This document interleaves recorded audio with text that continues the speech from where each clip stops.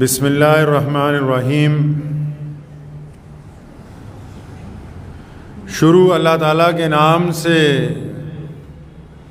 جو بڑا مہربان اور نہایت ہی رحم کرنے والا ہے۔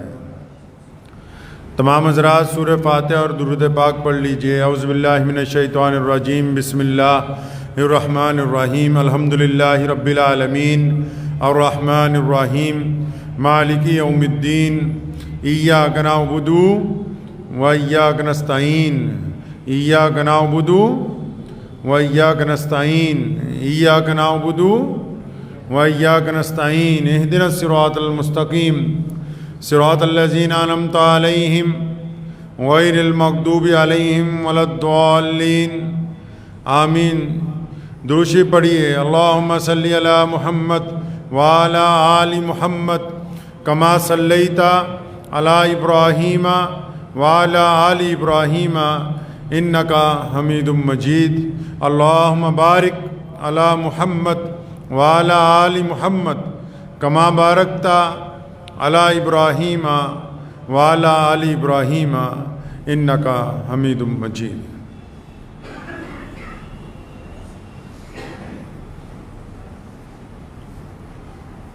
ہزار جدت ترازیوں کے مزاج بدلا کرے زمانہ، مگر یقین رہے گا عامر مزاج باطل وہی پرانا۔ ہماری پستی کی انتہا کیا، ہماری ذلت کا کیا ٹھکانہ، ہماری پستی کی انتہا کیا، ہماری ذلت کا کیا ٹھکانہ۔ گناہ تو پھر گناہ ٹھہرے، عبادتیں بھی مجرمانہ، گناہ تو پھر گناہ ٹھہرے، عبادتیں بھی مجرمانہ۔ عروج سے بہرور نہ ہوگی کبھی حیات منافقانہ، عروج سے بہرور نہ ہوگی کبھی حیات منافقانہ۔ زباں پہ اسلام کا وظیفہ مگر خیالات کافرانہ، زباں پہ اسلام کا وظیفہ مگر خیالات کافرانہ۔ آج گزشتہ ایک ہفتے سے ملک کے متعدد درد مند مسلمان لیڈران، جن میں ہمارے اکابر علماء حضرات بھی شامل ہیں اور نیک ہمدرد مسلمان قائدین بھی شامل ہیں، ان کی طرف سے میڈیا کے ذریعے ملک اور قوم کی جو ہمدردی کے پیغامات آ رہے ہیں، ان کو پڑھنے کا دیکھنے کا موقع ملا۔ ایک موضوع زیر بحث ہے آج کل کہ ملک میں جو مسلمان رہ رہے ہیں ان میں اتفاق،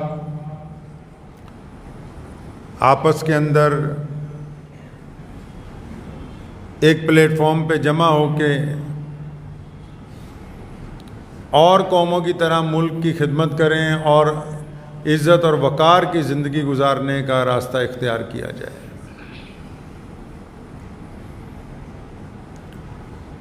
بہت سارے لوگوں کی باتیں سنی، کچھ جگہ سے دعوت نامے مجھے بھی آئے تھے کہ آپ ان پروگراموں میں شریک ہوں، لیکن میں حرمین شریفین کے سفر کی وجہ سے وہاں جا نہیں سکا۔ تو بڑے بڑے اکابر حضرات اور بڑے بڑے مسلمان لیڈران کی جو اس ہفتے میں باتیں میں نے سنی ہیں، تو بظاہر تو ایسا محسوس ہوتا ہے کہ یہ سب چاہتے ہیں کہ سرکار اور مسلمانوں کے تعلقات بڑے اچھے ہوں، خوشگوار ہوں، اور ملک میں امن، آپسی بھائی چارہ، پیار اور محبت کی فضا جو ہے وہ عام کی جائے، ہر ایک بندہ عزت اور وقار کے ساتھ زندگی گزارے. بظاہر تو ان کی باتیں ایسی ہی لگتی ہیں، لیکن بہت سارے درمیان میں ایسے ہیں کہ ان کی ظاہری باتیں اور باطنی باتیں دونوں آپس میں میل نہیں کھاتی.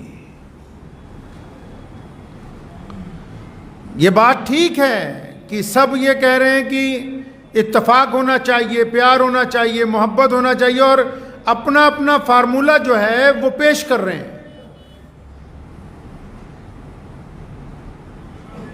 اور مزے کی بات تو یہ ہے کہ سارے کہہ رہے ہیں کہ ہم اتفاق کے علمبردار ہیں، ہم اخوت کے علمبردار ہیں، ہم چاہتے ہیں کہ آپس میں بھائی چارہ ہو، محبت ہو.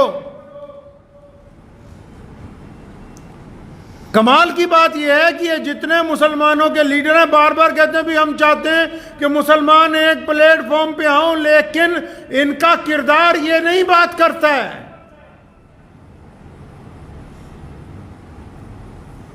حیرت تو تب ہوتی ہے نا کہ کہتے کچھ ہیں کرتے کچھ ہیں. یہ تو سمجھ آ گیا کہ یہ قوم کو بتا رہے ہیں کہ ہمارے پیٹ میں بڑا درد ہے، تمہاری تکلیف محسوس کر رہے ہیں. اور کچھ لوگ سرکار سے فرینڈلی میچ کھیل کے مسلمانوں کا بیوقوف بنانا چاہتے ہیں. جس سے مل لو کہ ہم تو اخوت چاہتے ہیں، ہم اتفاق چاہتے ہیں، ہم چاہتے ہیں کہ تمام حضرات ایک ہی صف میں کھڑے ہو جائیں، لیکن ہم چاہتے ہیں کہ ہماری جماعت علیحدہ ہو، ہمارے ممبران علیحدہ ہو، ہماری میٹنگ علیحدہ ہو، ہم اپنا پروگرام اپنی صدارت میں کریں گے.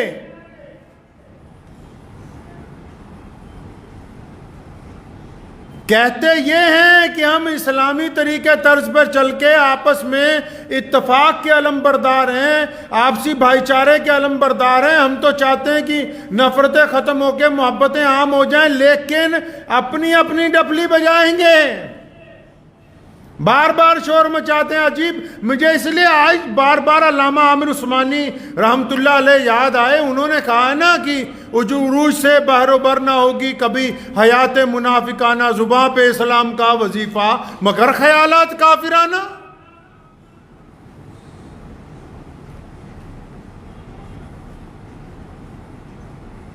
کہا نا انہوں نے، عامر عثمانی نے پھر ایک جگہ کی کہ چمن کے وہ خود پرست مالی جنہیں خزاں راس آ گئی ہو. چمن کے وہ خود پرست مالی جنہیں خزاں راس آ گئی ہو. جنہیں اردو سمجھ نہیں آ رہی پوری، میں ان کو اس شعر کا مطلب پہلے سمجھا دوں پھر گفتگو آگے کروں گا. عامر عثمانی کہتے ہیں کہ چمن کا ایسا جو باغیچہ ہے نا، اس کا کوئی ایسا مالی جسے اجڑا ہوا باغیچہ راس آ گیا ہو، مالکوں کو کہا ہو کہ بس درختوں کو کیڑا لگ گیا، اب تمہارے کام کا نہیں. مالک بھی کہتے کوئی بات نہیں، یہ اجڑا ہوا باغیچہ پڑا رہے، لیکن اس کو اپنے حصے کا اتنا پھل، اپنے حصے کا اتنا شہد، اپنے حصے کی اتنی چیزیں مل رہی کہ اس کا گھر آرام سے چل رہا ہے. چمن کے وہ خود پرست مالی جنہیں خزاں راس آ گئی ہو، وہ کیوں کر یہ دعا کریں گے چمن میں فصل بہار آئے. چمن کے وہ خود پرست مالی جنہیں خزاں راس آ گئی ہو، وہ کیوں کر یہ دعا کریں گے چمن میں فصل بہار آئے. متاع گلشن کچھ ایسی بانٹی میرے وفادار دوستوں نے، نہ ان کے دامن میں پھول پہنچے نہ میرے دامن میں خار آئے. نعرہ وحدت کا ہے لیکن جماعتیں علیحدہ علیحدہ ہیں. نعرہ اتفاق کا ہے لیکن اسٹیج علیحدہ علیحدہ ہیں. نعرہ قوم کو ایک جگہ اکٹھا کرنے کا ہے، لیکن جماعتیں دن بدن نئی سے نئی بنائی جا رہی ہیں. تو پھر یہ کیا تماش بینی نہیں تو کیا ہے؟ جس دین نے وحدت کی بات توحید سے شروع کی ہو کہ ایک اللہ کی عبادت، ایک رسول اللہ کی اطاعت، ایک قرآن پاک کی فرما برداری، ایک قبلے کی طرف منہ کر کے ادائیگی، ایک صف میں کھڑے ہو کر آپس میں اتفاق اور محبت کا پیغام دینا، اور اس کے امام، اس کے لیڈران کہتے ہو کہ نہیں ہم کو تو ہر ایک صوبے میں سے 2 لوگ چاہیے، ہم علیحدہ سے اپنا پروگرام کر کے حکومت کے سامنے بات رکھیں گے، تو اس کا مطلب یہ اپنا پروگرام رکھنا چاہتے ہیں، یہ دیش کے مسلمانوں کا کوئی پروگرام نہیں رکھنا چاہتے،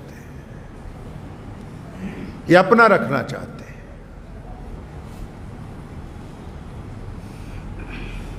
سب کا ایک ہی بات ہے کہنے کی، میں اکثر ایک بات کہا کرتا ہوں، آج کا تو بیان ہی صرف مسلمان لیڈران اور وہ ان مولویوں کے نام ہے جو کہتے ہیں کہ ہم مسلمانوں کے لیڈر بن گئے ہیں، جنہوں نے ٹھیکے پہ لے لیا ہمیں 1947 کے بعد، ہمارا ٹھیکہ ہی انہوں نے لے لیا پکا کہ سرکار کوئی بھی آئے بس ہم نے پیٹنٹ کرا لیے مسلمان اپنے نام۔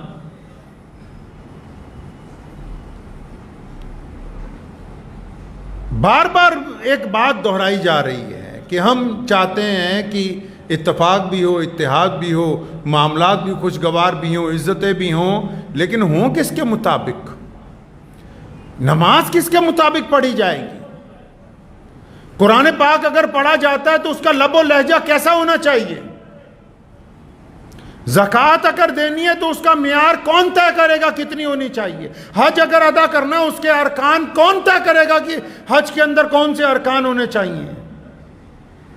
اگر یہ ساری باتیں صرف محمد الرسول اللہ صلی اللہ علیہ وسلم طے کرتے ہیں تو پھر ہمیں میدان سیاست میں اہل ایمان کو کیسا چلنا ہے یہ بھی محمد الرسول اللہ صلی اللہ علیہ وسلم ہی طے کریں گے، یہ بھی اللہ کا قرآن اور محمد رسول اللہ صلی اللہ علیہ وسلم کا فرمان طے کرے گا۔ 3 طبقے ہیں ہمارے یہاں۔ پہلا طبقہ دیندار لوگوں کا ہے، اللہ والوں کا ہے، بڑے بڑے بزرگوں کا، جن کا اپنے پروگراموں میں بار بار یہ کہنا ہے کہ ہم دیندار نہیں رہے اس لیے عزت ہمارے ہاتھ سے نکل گئی، ہم دیندار نہیں رہے، ہم اسلام کے پابند نہیں رہے، عزت ہمارے ہاتھ سے نکل گئی، پریشان ہیں ہم۔ اچھا جی، تو ہم دیندار بن جاتے ہیں۔ اب دیندار جب بن جاتے ہیں اچھی طرح تو باہر جب مسئلہ ہوتا ہے مسجد سے کوئی، تو یہ دیندار طبقہ کہتا ہے بھائی میں تو نہیں جاؤں گا وہاں۔ تو بھائی تم تو کہہ رہے تھے کہ اگر مکمل دیندار بن جائیں گے تو بڑے عزت والے بن جائیں گے، ہر معاملہ درست ہو جائے گا۔ یہ کیا بات ہوئی کہ باہر اگر ذرا سا کوئی مسئلہ ہو گیا تو تم کہتے ہو کہ نہیں اب میرا کام نہیں ہے، میں تو بس تمہیں تسبیحات بتا سکتا تھا، چلا لگوا سکتا تھا، تمہارا سر پہ ہاتھ پھیر کے دعائیں دے سکتا تھا۔ اچھا آپ تو کہتے تھے کہ اگر دیندار بن جائیں گے تو بڑی عزت اور شان و شوکت ہو جائے گی، لیکن پتہ لگا کہ جب پورا وقت ہی دین کے اندر لگا دیا تو جب باہر نکلے تو پھر کسی اعلیٰ افسر سے بات کرنے کی بھی جرت ان میں نظر نہیں آئی۔ دوسرا طبقہ مسلمان دانشوروں کا، چاہے وہ علی گڑھ کے ہوں، چاہے جامعہ ملیہ اسلامیہ کے ہوں، چاہے وہ لکھنؤ کے ہوں، جن کا یہ رونا ہے پچھلے 70 سال سے کہ اعلیٰ تعلیم ہونی چاہیے، اعلیٰ تعلیم، ہم پڑھے لکھے نہیں ہیں اس لیے سماج سے پچھڑ گئے، ہمارے کے اندر تعلیم کی کمی ہے، ہماری قوم میں ہم معاشرے سے پچھڑ گئے ہیں۔ کوئی پروگرام دیکھ لو ان کا، بس ان کو اس بات پہ غرور ہے کہ ہم بہت پڑھے لکھے ہیں، لیکن سماج پڑھا لکھا نہیں رہا، ہم ان کو پڑھا لکھا بنا۔ اچھا بھائی پڑھ لکھ جاتے ہیں، بتاؤ کیا کرنا ہے؟ ارے نہیں آپ پڑھیے لکھیے، IAS بنیے، IPS بنیے، بن گئے جناب، آپ نے جو کہا ہم نے اس میدان کے اندر بے شمار لاکھوں بچے اپنے لگا دیے، جن کو تعلیم یافتہ بنایا، ڈاکٹر بنایا، انجینئر بنایا، بالکل LLM کر کے ججوں کی کرسیوں پہ بٹھا دیا، افسران بڑے بڑے بنا دیے۔ تو پھر انہوں نے قوم کا کیا سنوارا؟ جب یہ سب کچھ بن گئے تو کہنے لگے نہیں جی ہم تو اپنے منترالیہ کے جو منتری صاحب ہیں ان کے ادھین ہیں، ہم آپ کی کچھ کھل کے مدد نہیں کر سکتے۔ تو پتہ لگا یہ دوسرا طبقہ جو رونا روتا تھا یہ بھی یہ جو ہمیں سمجھا رہا تھا کہ تم پورا وقت ہی پڑھائی میں لگا دو گے تو پھر تمہیں عزت مل جائے گی، لیکن نہیں، جب یہ بھی پڑھ کے کسی بڑی کرسی پہ بیٹھے تو یہ کسی کے ماتحت ہو گئے، عزت پھر نہیں دلوا سکے۔ تیسرا طبقہ مسلمان بیپاریوں کا ہے، وہ جو بڑے انڈسٹریلسٹ ہیں، اچھے ہیں، ان کو بولو جی، ان کا بھی اپنے جو ان کے پروگرام ہوتے ہیں ان کا رونا ہے، ارے یار یہ کام ہی نہیں کرتے، نٹھلے، یہ محنت ہی نہیں کرتے، یہ تو کاروبار بہترین کریں، کاروبار بہترین کریں۔ اچھا جی تم نے یہ رونا لگایا تو ہم نے کاروبار کے اندر کام کیا، اور ماشاءاللہ پوری دنیا کی انڈسٹری میں آج مسلمانوں کا حصہ سب سے زیادہ ہے، پورے ورلڈ کی انڈسٹری میں۔ اس ملک میں بھی ہاتھ سے کام کرنے والے سب سے زیادہ محنتی لوگ جو ہیں وہ اہل ایمان میں سے ہیں۔ تم نے کہا جی کام کرو، خوب کام کیا، بڑی بڑیاں کمپنیاں لگا دیں، ملک کی بڑی کمپنیوں میں آپ لسٹ پر نکال لیجئے کتنے ماشاءاللہ بہترین مسلمان موجود ہیں۔ تو پھر کیا ہوا؟ جب یہاں پھر قوم کی بات آئی تو انہوں نے کہا نہیں جی، ہم کیونکہ بیوپاری ہیں اس لیے ہم تمہارے سیاسی معاملات میں دخل نہیں دے سکتے۔ تینوں اپنی اپنی جگہ ناکام ہیں۔ کیوں ناکام ہیں؟ کیونکہ یہ تینوں اپنے اپنے مزاج کے مطابق قوم کو چلانا چاہتے ہیں۔ قوم جو ہے، قوم مذہب سے ہے، مذہب جو نہیں، کچھ بھی نہیں، ربطے باہم جو نہیں، محفل انجم بھی نہیں۔ قرآن پاک نے کہا وَاعْتَصِمُوا بِحَبْلِ اللَّهِ جَمِيعًا، فرمایا اللہ کی رسی کو مضبوطی سے پکڑ لو۔ انہوں نے کہا ہاں جی پکڑ لی ہے، 5 وقت نماز پڑھنے سے ہم نے پکڑ لی ہے۔ انہوں نے کہا ہاں بالکل، ہم نے تعلیم کے ذریعے، اقرا بسمی کے ذریعے ہم نے رسی پکڑ لی ہے۔ انہوں نے کہا ہاں بالکل، ہم نے کاروبار کے ذریعے اللہ کی رسی کو پکڑ لی ہے، بس یہیں سے پکڑ لی، آگے نہیں سنا اللہ کیا چاہتے ہیں۔ اللہ نے فرمایا وَلَا تَفَرَّقُوا، کہ آپس میں لڑو نہیں، آپس میں جھگڑو نہیں، آپس میں نا اتفاقی نہ کرو۔ یہ کہتے ہیں تینوں طبقے کی رسی تو اللہ کی پکڑیں گے لیکن آپس میں ملیں گے نہیں۔ یہ ان کی بنیادی پریشانی ہے۔ ملک کی کوئی بھی حکومت ہو، میں بڑی ذمہ داری کے ساتھ کہتا ہوں، حکومت کوئی بھی ہو، جب بھی کسی قوم کے رہنما، کسی قوم کے لیڈر، کسی قوم کا قائد، کسی قوم کے ممبر پارلیمنٹ ایمانداری، دیانتداری کے ساتھ اپنا مفاد ایک طرف رکھ کے اپنے ملک اور قوم کے لیے جب اس سرکار کے بڑے کے پاس جائیں گے تو وہ بالکل ان کی بات سنے گا، لیکن یہ جانا نہیں چاہتے، یہ جانا نہیں چاہتے۔ یہ بس جو بات علامہ عامر عثمانی نے نہیں نا، چمن کے وہ خود پرست مالی جنہیں خزاں راس آ گئی ہو، وہ کیوں کر یہ دعا کریں گے چمن میں فصل بہار آئے۔ حکومتوں کا جو مزاج ہوتا ہے وہ اس کو جنتا طے کرتی ہے، لوگ طے کرتے ہیں۔ حکومتیں ہمیشہ عوام کے ساتھ چلا کرتی ہیں۔ اب جو عوامی متفق نہ ہو، جن کے قائدین ہی متفق نہ ہو، وہ کیا اپنی دکھ تکلیف بتا سکتے ہیں حکومت کو جا کے؟ میں کہنا تو نہیں چاہتا تھا لیکن پھر بھی دہرا رہا ہوں اپنی اس بات کو کہ ابھی پچھلے ہفتے دارالعلوم دیوبند کی چھاؤں میں ایک جماعت نے اپنا بہت بڑا پروگرام کیا اور اس میں پورے ملک کی ادھر کی ادھر کی فلاں کی تلاں کی باتیں کرتے رہے، لیکن ان قراردادوں کے اندر کہیں ایک لفظ یہ نہیں لکھا کہ ہماری قوم میں ایک بزرگ بندہ ہے، ہماری قوم میں ایک شریف آدمی ہے، ہماری قوم کا ایک دائی ہے جس کا نام مولانا کلیم صدیقی ہے، جس پر مقدمہ جھوٹا پڑ گیا۔ حکومت کو ایک دفعہ اس اجلاس کے اندر ایک دفعہ ان مولویوں نے قرارداد پیش کر کے حکومت کو نہیں کہا کہ ہماری بات سننی چاہیے، ہمارے ساتھ زیادتی ہوئی ہے۔ لیکن دعویٰ ہے کہ ہم ہمدرد ہیں قوم کے، یہ دعویٰ لیکن پورا رکھیے گا، اور آپ بھی ماشاءاللہ ان سے سر پہ ہاتھ پھرواتے رہیں، 500 کے نوٹ مصحفوں میں دیتے رہیے، ہٹیے گا نہیں۔ اس وقت تک جب تک اللہ کی طرف سے حکم نہ آ جائے کہ ان کی جگہ دوسرے بندے لاؤ۔